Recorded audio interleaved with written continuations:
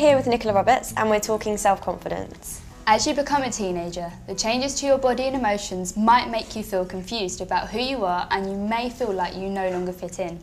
Nicola, how were your teen years? My teen years were hectic because I was in the group. It all started at 16, so I was in the thick of it all. So kind of being a teenager was secondary to work and being in the band, so chaos, I would say. Were you comfortable within yourself, or did you feel like you had to change to fit in? I felt like I had a real big issue about being pale when I was younger. Like, I hated it, so I'd do everything to like have a tan, and I think now we're talking like 10 years ago, so like being pale wasn't like cool, so I'd use all the fake tans in the world. Like, I tried everything, and that was like my biggest hang up, I'd say. Who did you talk to about your feelings and emotions? Everybody knew about the pale thing. Every single person knew. Like, it was a real, like, we sometimes had to like schedule in my tanning into the schedule just so I could, like, because we used to work like crazy. We'd be doing a show till midnight and then we'd be up again doing morning TV, so I had to make sure that I could get home, put the tan on. It was a real like insecurity that I had, and probably was added because I was a teenager. Do you have any tips on how girls can boost their self-confidence?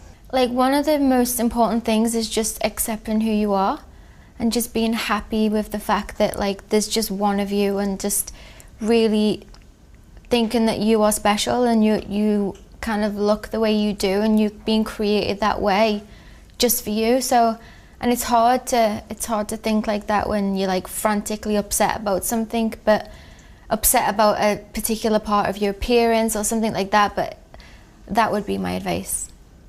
Now, you're in the public eye quite a lot. How do you handle the sometimes negative comments that you might get? You don't read them.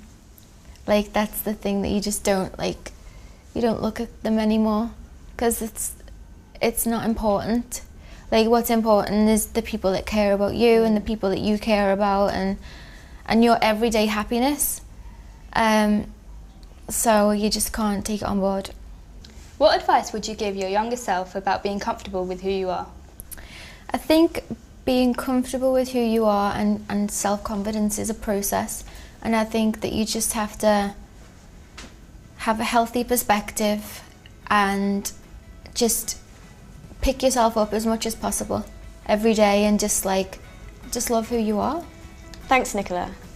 If you have any questions, you can go to the Lil-lets Becoming a Teen website, and their agony aunt Vicky will answer any of your questions.